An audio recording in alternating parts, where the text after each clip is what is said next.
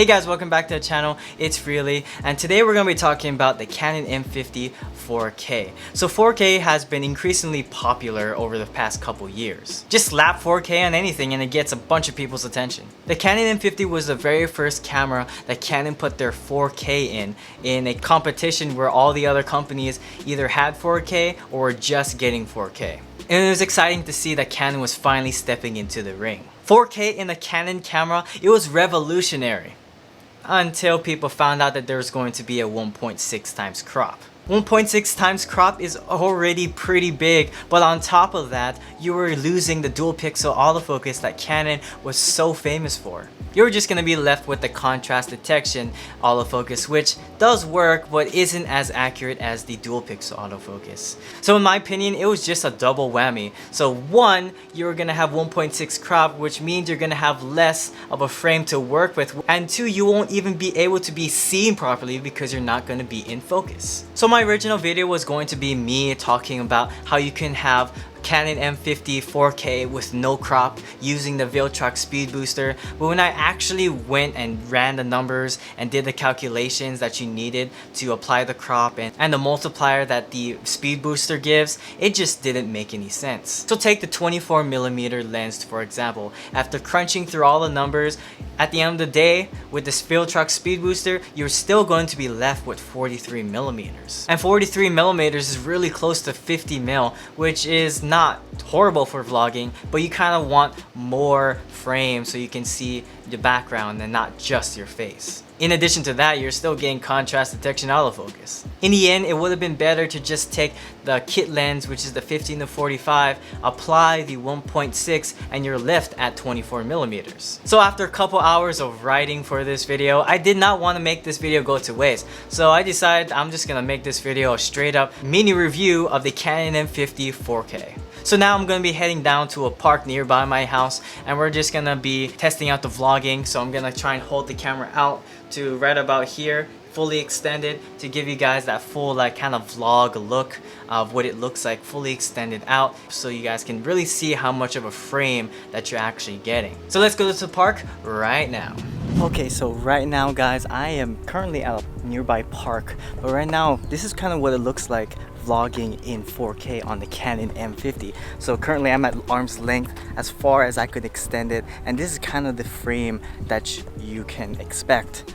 You know, your arms might be longer, but this is what it looks like. Hopefully it's locking onto my face right now. Okay, I also have to note that I'm currently have it on the stabilization on for this and 1-point autofocus. I just changed it right now. The previous clip was the contrast detection, but you can use 1-point autofocus. You just gotta make sure you keep your face within the square. But yeah, how does it look? It's honestly really close to my face and I kind of don't like it. Vlogging, you kind of want to see everything behind you. So yeah, let me know what you guys think about this. Well, this is crazy. Look, there's a deer. There's a deer right there. You can see its butt right now, but you can probably see the rolling shutter. Like whenever I do that, whip it in a certain direction, like my face becomes jelly. And sorry if the image just does not look right.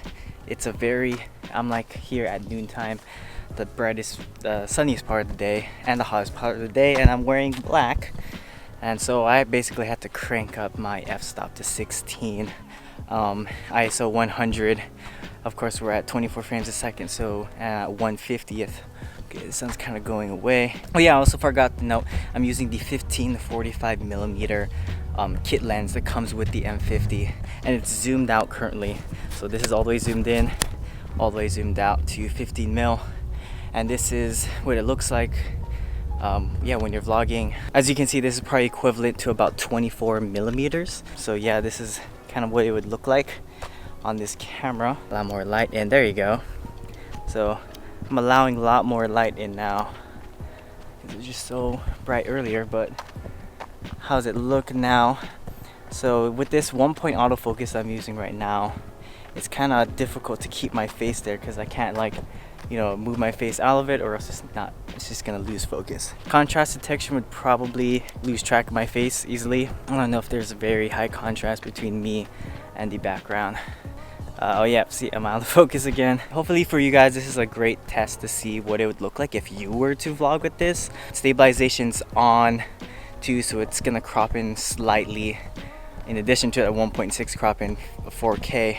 But hopefully this is helpful for you guys for making a decision on this camera. Yeah, I decided to do this outside because it's, you know, this is kind of more in a vlog type of setting. I didn't want to be in the house. I'm not really vlogging. Alright, so the M50 just died. And by the way, it was on this Canon M50 battery grip that I got like a couple months ago.